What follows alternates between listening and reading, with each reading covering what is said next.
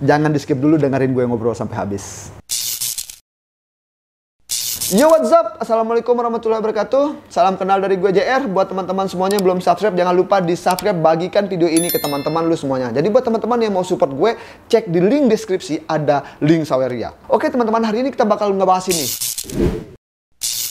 Ya, visi misi cawapres. Kita bakal nge-breakdown visi misi siapa sih yang menurut kita semuanya layak, dan itu akan jadi patokan ataupun acuan untuk kita memilih mereka nanti di tahun 2024 nanti. Jadi hari ini saya akan memberi judul video ini adalah adu mekanik calon-calon Lord alias calon-calon Hokage kita. Jadi sebelum kita memilih mereka, kita harus punya standar dulu teman-teman. Bayangkan teman-teman, negara kita ini saat ini masuk dalam kategori 100 negara termiskin di dunia. Dan kita berada di nomor urut 91. Bayangkan, negara kita ini adalah negara yang kaya dengan hasil alam teman-teman. Lautnya kaya, hutannya kaya, apalagi isi buminya teman-teman. Tapi kok bisa ya kita berada di nomor 91 dari 100 negara termiskin di dunia?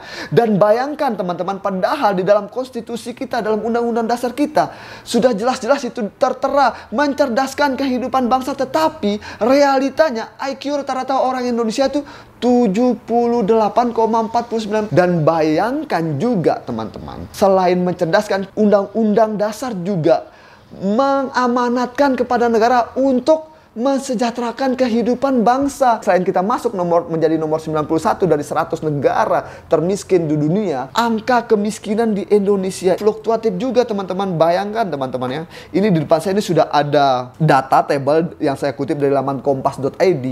Pada tahun 2016, 10,86% angka kemiskinan di negara kita yang tercinta ini teman-teman. Kemudian turun drastis pada tahun 2019 pada bulan September menjadi 9,22%. Namun pada tahun 2020 persisnya pada bulan September naik lagi teman-teman menjadi 10,19%.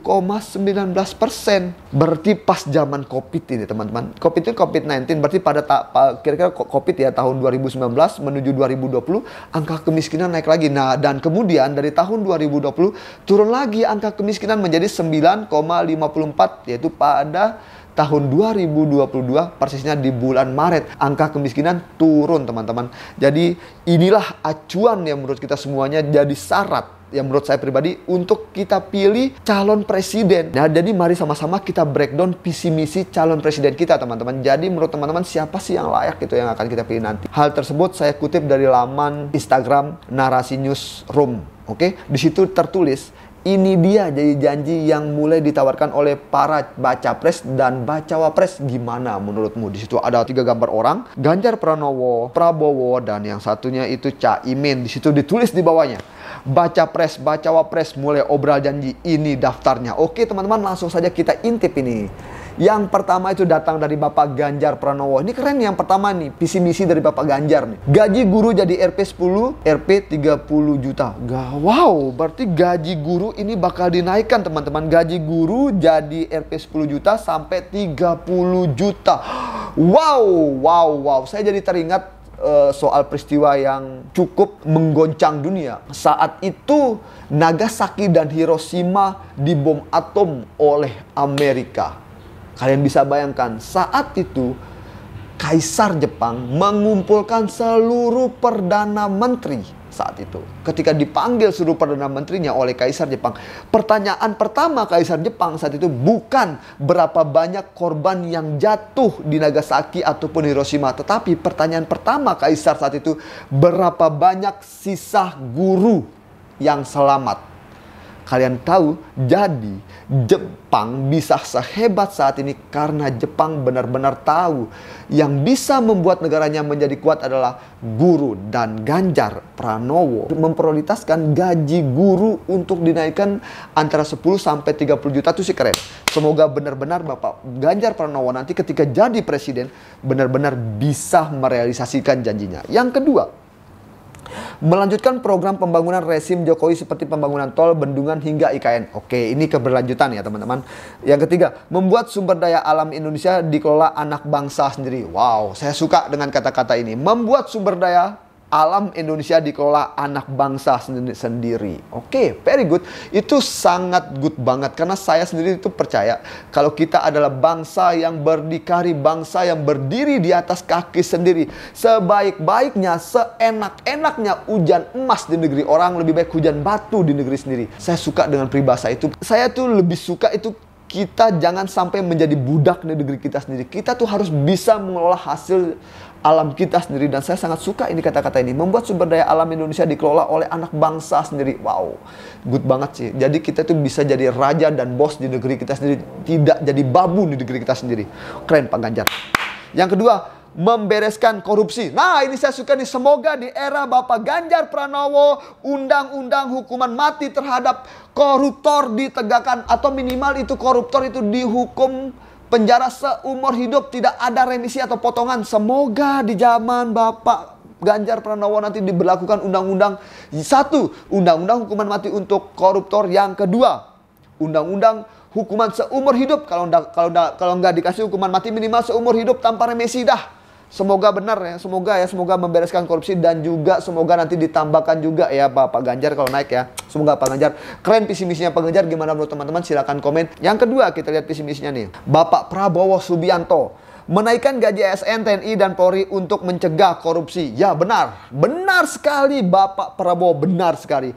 Ya kalau kita ngomong guru, ya guru juga ASN teman-teman ya. Tapi bagaimana nasib honorer ya? Tapi percaya tidak percaya teman-teman, kalau kita ngomongin korupsi ataupun koruptor, sebenarnya teman-teman, kemungkinan mereka itu kekurangan finansial, makanya mereka sampai melakukan aksi yang namanya korup. Kalian bisa bayangkan teman-teman, kita tuh cenderung menyalahkan sistem. Sebenarnya bukan sistemnya, salah sistemnya udah benar, tapi oknum-oknum yang menjalankan sistem inilah yang salah, yang kita sebut dengan nama koruptor. Dan semoga dengan menaikkan gaji ASN, TNI dan Polri ini, semoga korupsi hilang dari muka bumi ini teman-teman. Terutama di Indonesia, saya benci banget sama koruptor. Itu orang pertama yang saya benci di atas dunia ini, koruptor teman-teman. Yang kedua, makan siang dan susu gratis untuk semua murid di sekolah dan ibu hamil. Wah keren banget sih. Bayangkan angka stunting akan menurun teman-teman. Mungkin kita tidak akan pernah mendengar lagi namanya anak kurang gizi kalau ibu hamil ya, benar-benar diperhatikan ya. Selain itu ya, untuk murid ya, makan siang gratis untuk murid ya. Kalian bisa bayangkan ya, dulu ya teman-teman, di Jepang itu, orang-orang Jepang itu terkenal teman-teman. Mereka itu pendek-pendek, namun setelah Jepang kalah melawan Amerika, setelah Nagasaki dan Hiroshima dibom, akhirnya orang Jepang di situ teman-teman, mulai saat itu orang Jepang itu memakan gandum dan susu. Percaya tidak percaya, bayangkan susu itu teman-teman banyak mengandung kalsium, dan kalsium itu bisa membuat tubuh kita jadi lebih tinggi. Kalau misalnya Bapak Prabowo nanti benar-benar terpilih jadi presiden dan merealisasi makan siang dan susu gratis untuk ibu hamil dan untuk semua murid, maka saya yakin untuk membuka peluang generasi emas tahun 2045 itu mungkin teman-teman. Kalian bisa bayangkan nanti postur anak-anak kita tinggi-tinggi kan, karena seringnya minum susu teman-teman dan makan siang gratis. Wow, percaya tidak percaya, logika tanpa logistik itu berlaku teman-teman. Jadi ketika belajar mereka bisa berpikir dengan tenang karena perut mereka terisi teman-teman. Saya tuh percaya dengan hal-hal seperti logika tanpa logistik itu. Menurut teman-teman, apakah teman-teman percaya dengan logika tanpa logistik? Komen di bawah. Kalian bisa nggak berpikir dengan jernih kalau nggak ada isi perut? Yuk komen. Yang ketiga, melanjutkan program Jokowi seperti IKN hingga hilirisasi. Oke, ini keberlanjutan teman-teman. Saya nggak perlu menjelaskan apa itu hilirisasi atau IKN teman-teman ya. Yang keempat, membangun lumbung di rawa-rawa untuk ketahanan pangan. Wow, membangun lumbung-lumbung di rawa untuk ketahanan pangan. Kalau saya pribadi menangkap ini teman-teman, kita itu mulai saat ini itu memperbanyak sumber daya alam teman-teman. Karena bisa jadi teman-teman akan terjadi yang namanya krisis pangan teman-teman. Dan kita saat ini sudah mulai mempersiapkan lumbung dan rawa-rawa untuk ketahanan pangan kita teman-teman. Wow, good idea ya. Itu yang saya tangkap teman-teman, komen ya. Oke, yang terakhir nih, swasembada energi mengandalkan hasil bumi Indonesia. Wah, ini dia keren nih. Banggalah dengan produk sendiri. Ini agak-agak mirip dengan punyanya Pak Ganjar ya, yang nomor 3 tadi ini ya. Membuat sumber daya alam Indonesia dikelola anak bangsa sendiri. Yap, kita harus bisa menjadi bangsa yang berdikari. Kita tidak lagi mengambil barang-barang dari luar memasukkan ke dalam negeri kita, tapi justru kita harus memproduksi barang-barang di negeri kita, mengelolanya sendiri, dan kemudian kita lempar keluar. Kita bumikan semua produk-produk lokal di tempat kita, kemudian kita jual keluar. Mari kita buat orang-orang di luar itu tahu siapa kita. Kita adalah orang Indonesia, bangsa yang berdikari. Jangan sampai kita mau dijajah lagi, teman-teman. Oke, kita lanjut ke yang selanjutnya, teman-teman. Kita dengarkan Bapak Muhaimin Iskandar. Wow, subsidi BBM semurah mungkin untuk sepeda motor. Percaya atau tidak percaya, teman-teman, salah satu yang membuat kos harga itu naik karena transportasi. Nah, jadi kalau kos BBM ini di-courting, bisa jadi harga-harga juga ikut turun. Itu yang saya coba tangkap dari memberikan subsidi BBM semurah mungkin ini. Yang kedua, menaikkan dana desa jadi 5 miliar per desa. Waduh, Caimin, keren banget. Kalau Caimin terpilih, seandainya ini kan cawapresnya Anies kan, menaikkan dana desa jadi 5 miliar per desa. Bayangkan, teman-teman, kalau seandainya, teman-teman, pertanian kita sudah maju, seluruh alat-alat yang digunakan oleh para petani kita, akses jalan-jalan di desa udah bagus, saya jamin hasil pertanian kita jauh lebih bagus, kualitas makanan yang masuk ke dalam perut kita jauh lebih bagus, dan mungkin harga-harga juga akan jauh lebih murah, teman-teman. Ketika desa udah maju, transportasi di desa udah maju, alat-alat di desa udah maju, kualitas makanan yang masuk ke dalam perut kita juga jadi jauh lebih berkualitas. Bahkan, teman-teman, tidak menutup kemungkinan kita bisa menjual hasil produk-produk pertanian kita ini keluar, teman-teman, kalau anggaran dana desanya dinaikkan jadi 5 miliar. Wadaw, keren sih. Kita lanjutkan. Tunjangan ibu hamil Rp 6 juta selama kehamilan. Waduh. Selamat tinggal yang namanya bayi kurang gizi. Kalau seandainya Caimin terpilih menjadi cawapres nanti bersama Bapak Anies Baswedan sebagai presidennya. Wah, keren sih ya. Kita baca yang keempat. Sekolah gratis selama 18 tahun sebagai bagian program wajib belajar pendidikan dasar. Waduh, ini benar-benar ini yang saya cari dari tadi. Ini sekolah gratis selama 18 tahun sebagai bagian program wajib belajar pendidikan dasar. Kalian bisa bayangkan, teman-teman, karena ini benar-benar tugas negara untuk mencerdaskan kehidupan bangsa, teman-teman. Ini saya bacakan kepada teman-teman ya. Pasal 31 ayat 1 Undang-Undang Dasar tahun 1945, teman-teman, menyatakan bahwa setiap warga negara berhak mendapatkan pendidikan, teman-teman. Dan saat ini Caimin memprogramkan sekolah gratis selama 18 tahun, teman-teman, sebagai bagian program wajib belajar pendidikan dasar. Wow. Keren Caimin. Semoga Caimin terpilih. Itu keren banget sih menurut saya. Sorry teman-teman, tadi baterainya habis. Oke, kita lanjut baca yang terakhir ya. Subsidi pupuk bagi seluruh petani yang memiliki lahan di bawah setengah hektar. Kalian bisa bayangkan, jadi seluruh petani yang punya lahan di bawah setengah hektar dapat subsidi pupuk. Selain dana desa dapat 5 miliar. Setelah itu ibu hamil dapat tunjangan. Subsidi pupuk juga untuk para petani yang punya lahan di bawah setengah hektar. Kalian bisa bayangkan, kualitas pertanian kita pasti akan meningkat. Wow. Dan saya yakin jika kualitas pertanian kita meningkat dan juga kualitas panen kita meningkat, kita yakin kita akan menjual produk-produk pertanian kita keluar. Kita nggak lagi ngimpor, tapi kita ngekspor, teman-teman. Waduh, keren banget sih tuh. Keren Caimin, ketiga-tiganya keren. Prabowo keren, Ganjar keren, Caimin keren, dan sekarang giliran Anies Baswedan nih kita lihat. Oke teman-teman, karena tadi saya nggak ketemu di anarasinews.com soal misi-misinya Pak Anies Baswedan, dan saya akhirnya ketemu di lamandetik.com. Judulnya tuh Anies kritik biaya kuliah tinggi, apa mau diteruskan komersialisasi ini? Oke. Kan dijadikan komersil. Wah, menarik nih teman-teman. Mari kita reaksi sama-sama. Perlu juga diketahui saat itu Pak Anies berbicara di FISIP UI, teman-teman ya. Oke, let's go. Kita reaksi sama-sama. Komersialisasi pendidikan tinggi. Setuju sekali. Kalau boleh saya berbagi sedikit rekam jejak Prof. Aji. Saya menulis tentang ini tahun 97. Judulnya Industrialisasi Pendidikan. Kenapa berhenti? Dan tinggi. Dan saya mengkhawatirkan sekali tahun 97 gejala industrialisasi sudah masuk di perguruan tinggi di Indonesia. Dan ini gejala yang sekarang kita rasakan dampaknya. Jadi 97 ke sekarang itu hitungannya 25 tahun. Nanti saya bisa bagi ke Anda artikel itu. Concern apa? Kami termasuk yang melihat perguruan tinggi dan pendidikan semua pengeluaran negara untuk ini jangan dipandang sebagai biaya, tapi harus dipandang sebagai investasi. Karena itu kita tidak usah ragu untuk mengeluarkan anggaran yang cukup agar pendidikan tinggi bisa menjadi tempat untuk pendidikan, tempat untuk pelatihan dalam artian untuk scientific, dan juga tempat pengembangan ilmu.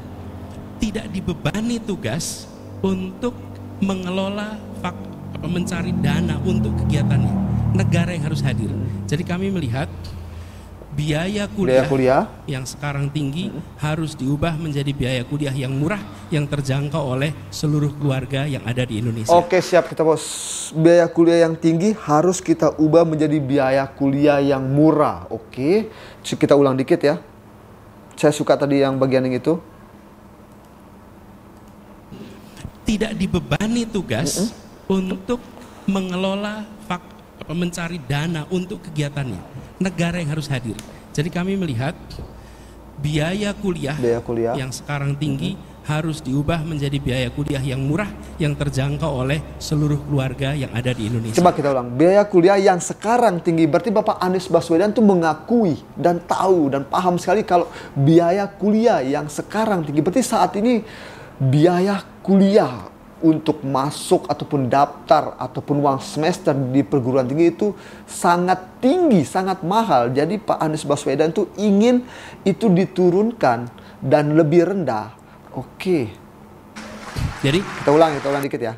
Saya suka bagian yang itu, sumpah. Mencari dana untuk kegiatannya. Negara yang harus hadir.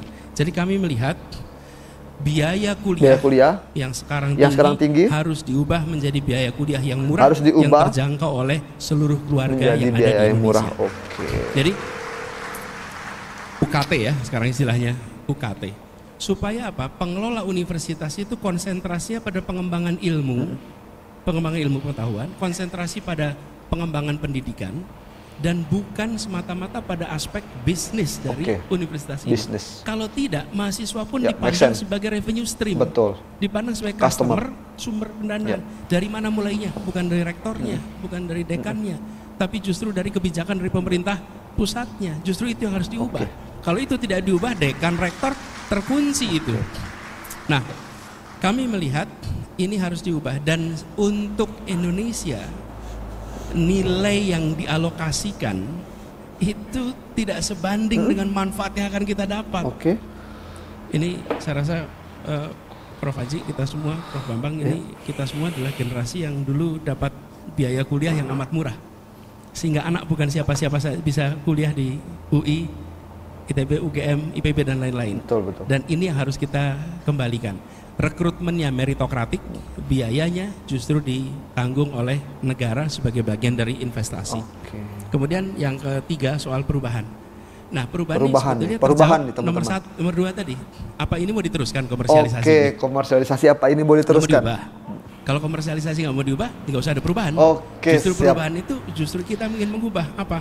Mengubah agar keluarga di Indonesia bisa memenuhi kebutuhan pokoknya, kebutuhan pendidikannya, kebutuhan kesehatannya dengan harga yang terjangkau, dengan kesempatan yang setara. Jadi perubahan yang kita dorong itu perubahan terkait dengan aspek keadilan. Kebijakan-kebijakan yang disusun harus memasukkan aspek keadilan dalam penyusunannya. Kalau dimasukkan aspek keadilan, maka setiap Anda menyusun kebijakan ada pertanyaan harus jawab. Sudahkah kebijakan ini memenuhi aspek keadilan? Apapun yang dibuat.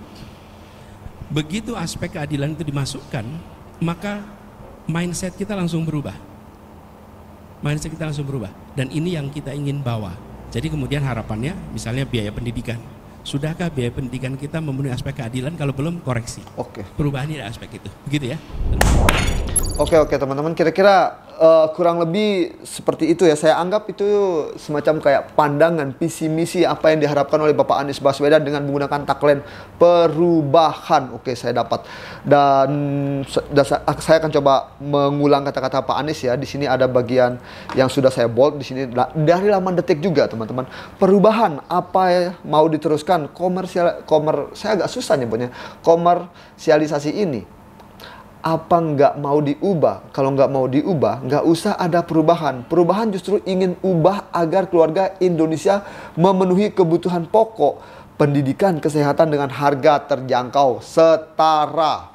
Ya, tadi dalam video tersebut ada satu hal yang saya tangkap. Kos untuk pendidikan tinggi sekarang ini terlalu tinggi, kata Pak Anies. Jadi sekarang itu kita perlu menurunkannya. Apakah komersialisasi. Susah nyebutnya cuy. Komersialisasi ini mau diteruskan apa enggak? Kalian bisa bayangkan teman-teman. Ini berdasarkan rilisan Detik tahun 2021. Di situ ada sekitar 3.700.000 lulusan SMA dan ada 1.800.000 lulusan SMA yang bisa lanjut ke perguruan tinggi. Dan kalian bayangkan ada 1.900.000 anak Indonesia yang baru lulus SMA tidak bisa melanjutkan ke perguruan tinggi. Alasannya cuma satu, kos perguruan tinggi ini terlalu tinggi. Betul kata Pak Anies tadi. Apakah kita mau terus-terusan terjebak di dalam saya susah nyebutnya nih, komersialisasi ini? Bayangkan kalau pendidikan itu dijadikan sebuah bisnis, sebuah industri yang seharusnya pendidikan itu adalah hak setiap anak bangsa. Bayangkan teman-teman, hal tersebut itu sudah jelas-jelas diatur dalam pasal 31 ayat 1 teman-teman. Menyatakan bahwa setiap warga negara berhak mendapatkan pendidikan dan itu jelas dalam Undang-Undang Dasar tahun 1945. Jadi teman-teman, kalau pendidikan di negara kita ini terlalu mahal, bagaimana kesempatan adik-adik kita ini bisa menempuh pendidikan yang setara, teman-teman? Saya sepakat dengan idenya Pak Anies, mari kita adakan perubahan. Keren sekali tagline perubahan itu ya, luar biasa. Jadi menurut teman-teman, ini kan kita ngomong, ini seluruh orang-orang ini dari baik itu Pak Ganjar, baik itu Bapak Prabowo, baik itu Cak Imin, baik itu juga Pak Anies Baswedan. Semua ini hanyalah visi teman-teman dan misi mereka ke depannya teman-teman. Jadi menurut teman-teman, kalau seandainya mereka nanti bertiga, padahal ini 4 orang yang saya bacanya, agak-agak fair ya, karena yang duanya belum punya cawapres ya, tapi nggak apa-apa ya. Seandainya nanti Anies Baswedan bersama dengan Cak Imin, apakah teman-teman setuju dengan ide dan gagasan ataupun visi mereka berdua? Ataupun Prabowo dengan visi misinya tadi, ataupun Ganjar Pranowo dengan visi misinya tadi? Kira-kira menurut kalian dari ketiga orang ini, siapa yang paling punya potensi untuk mencerdaskan kehidupan bangsa sekaligus untuk mensejahterakan kehidupan bangsa teman-teman?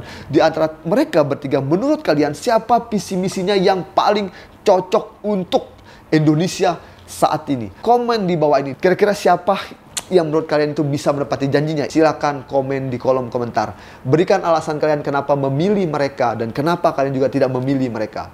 Oke teman-teman, tetap gunakan komentar yang baik, tata krama yang baik. Jangan menggunakan kata-kata yang tidak baik. Mari kita biasakan berargumen tanpa menggunakan sentimen teman-teman. Dan jangan lupa juga, please jangan baper. Ingatlah, politik itu adalah seni dari mencari kemungkinan. Jadi tidak ada hal yang tidak mungkin dalam politik. Dan kita mari mencari calon presiden yang benar-benar bisa mewakili kita semua, yang benar-benar bisa mewujudkan. Yang pertama, mencerdaskan kehidupan bangsa. Yang kedua, mensejahterakan kehidupan bangsa. Saya Jara Katsuki. Assalamualaikum warahmatullahi wabarakatuh. Mari kita war di kolom komentar. Komen sesehat mungkin. Jangan menggunakan kata-kata negatif. Oke? Ciao.